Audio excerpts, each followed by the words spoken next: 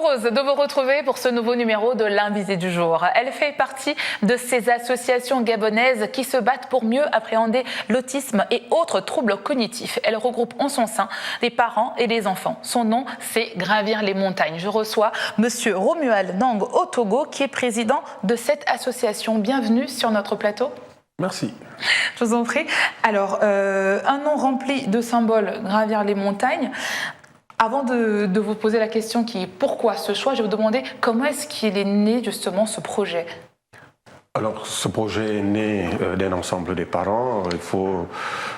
Les parents se retrouvaient dans un cabinet, le cabinet L'Envol, où on organisait ce qu'on appelle des réunions d'écoute, où tous les parents viennent pour présenter des difficultés qu'ils ont.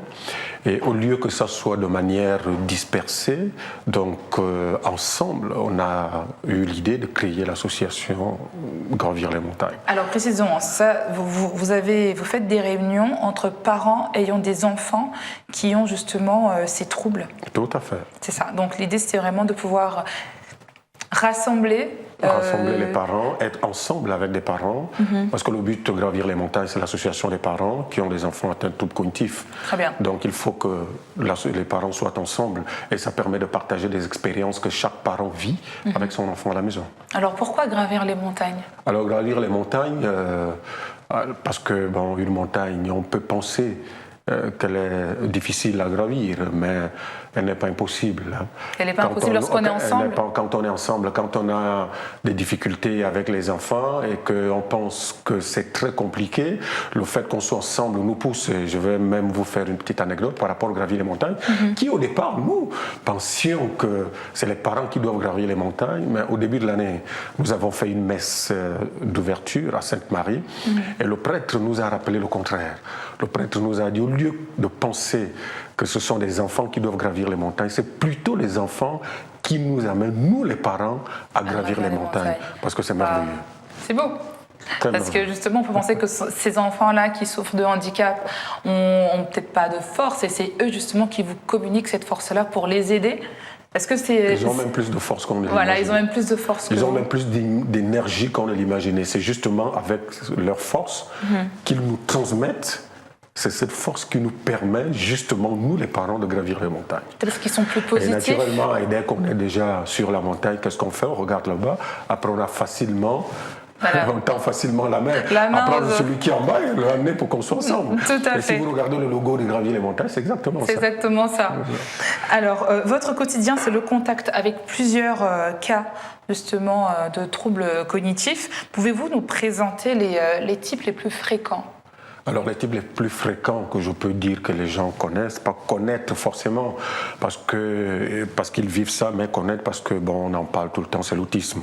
C'est l'autisme, mais vous avez dit tout à l'heure, c'est des troubles cognitifs, c'est une association qui n'est pas centrée uniquement pour les autistes. Nous avons tout ce qui est autiste, des dyslexiques, des dysphasiques, des IMC, des infirmités motrices cérébrales, des TDAH, c'est-à-dire que ce sont les troubles d'attention, des hyperactivités, des trisomiques, les trisomies 21, donc c'est cet ensemble de troubles cognitifs qu'on trouve dans l'association Gravir les montagnes. Alors est-ce qu'au Gabon, ces maladies, ces troubles sont connus?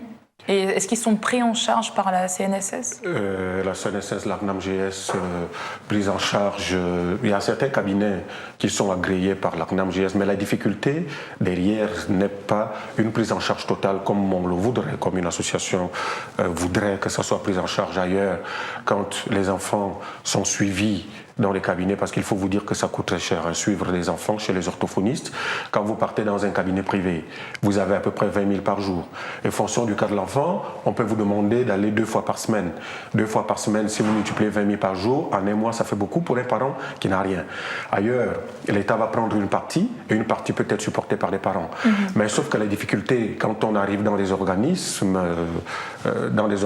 sociaux présents au Gabon, ils voient beaucoup plus le côté maladie. C'est-à-dire le côté pronostic avancé. Or, on va traiter le cas des troubles qui ne sont pas forcément liés avec des maladies. Et du coup, ça pose problème des prises en charge. Il existe quand même sur ordonnance des prises en charge qui sont faites par la CNAMGS, mais nous, on veut aller beaucoup plus loin. Pas seulement au niveau de la CNAMGS, mais également au niveau des affaires sociales. Et c'est justement ça, le but de l'association, c'est d'aller vers et nous sommes dessus. Alors vous le dites, hein, il existe quand même un accompagnement au niveau de la CNAMGS, Pour le moment, je ne trouve pas très efficient. Voilà, qui n'est pas assez efficace. Tout à fait. Alors qu'est-ce que vous souhaitez aujourd'hui par rapport à... On souhaite justement un accompagnement, si ce n'est pas pratiquement total. C'est-à-dire qu'à partir du moment où on a déjà décelé un cas d'un enfant qui a des troubles cognitifs et que les parents sont amenés à faire des dépenses, donc il faut que leurs organismes les aident justement à pouvoir suivre les enfants aisément. Sinon, ça va être très compliqué. Très compliqué. Vous voyez, on a les assurances vont traiter que des cas de maladie. Les cas de maladie, vous allez partir à l'hôpital, on va vous faire une ordonnance. Les cas de maladie, des troubles hors des troubles comme ce dont on parle sont un peu compliqués, comme je l'ai dit tout à l'heure. Ce ne sont pas des maladies, mais ce sont des troubles. Vous l'avez dit, il y a vraiment une différence. C'est des handicaps. C'est des handicaps. Donc à partir du moment pour les enfants, et il faut les prendre depuis tout petit, une fois quand c'est déjà décelé, il faut que ça soit pris en compte, il faut que ça soit inscrit dans les cartes. Il y a la CNAMGS qui fait ce qu'on appelle les affections longue durée, des ALC. Il faut qu'également, puisque c'est des handicaps qui ne se soignent pratiquement pas, qui ne guérissent pas. On apprend à vivre avec, on n'en guérit pas. On apprend à vivre avec. On apprend à, plus l'enfant grandit, à rendre l'enfant autonome. Mais ça reste toujours là. Oui. Et ça reste toujours là. Donc ça doit être comme une affection, bien que ce ne soit pas une affection, que ce ne soit pas une, mais que ça soit à longue durée. Et c'est ça le combat de l'association pour le moment.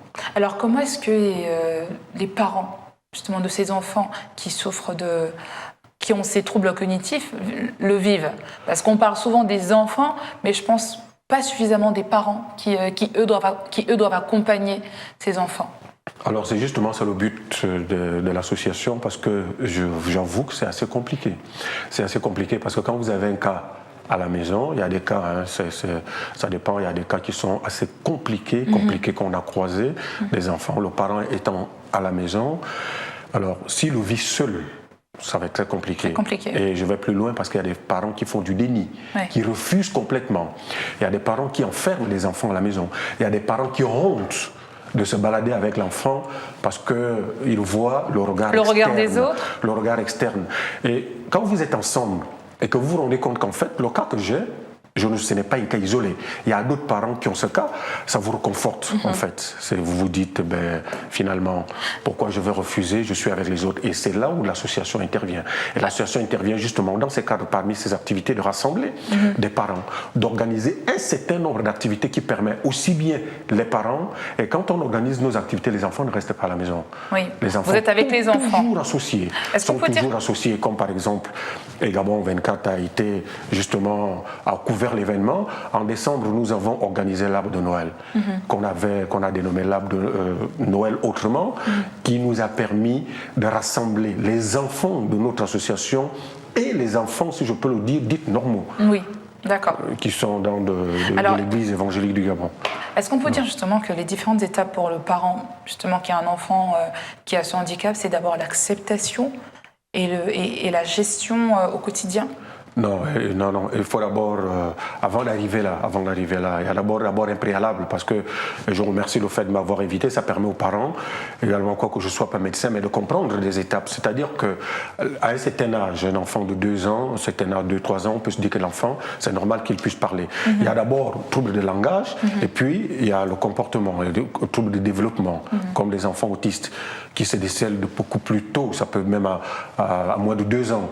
Et une fois vous remarquez qu'à la maison, l'enfant a un certain nombre de difficultés, tout de suite il faut faire la prise en charge, il faut aller à l'hôpital, il faut voir le médecin, pédiatre. Il faut toujours passer par un pédiatre.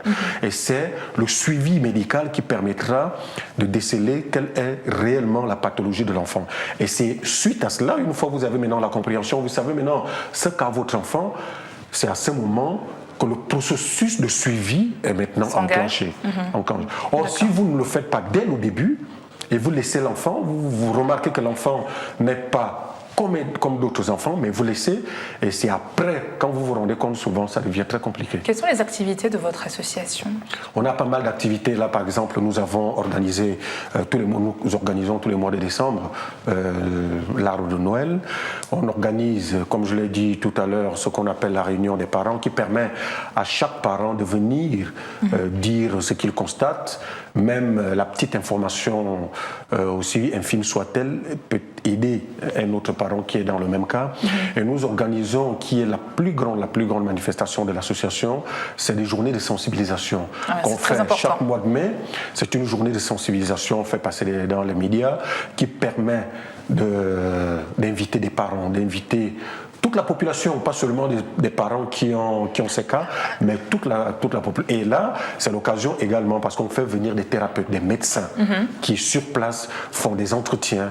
Je n'appellerai pas ça consultation, c'est un peu différent, mais font des entretiens, rencontrent des parents, posent des questions aux parents, et on le fait le plus souvent chaque mois de mai, janvier. Vous existez depuis 2017. Est-ce que justement, toutes ces journées de sensibilisation que vous avez organisées depuis, est-ce que vous avez senti justement un changement? Est-ce qu'elles ont impacté justement?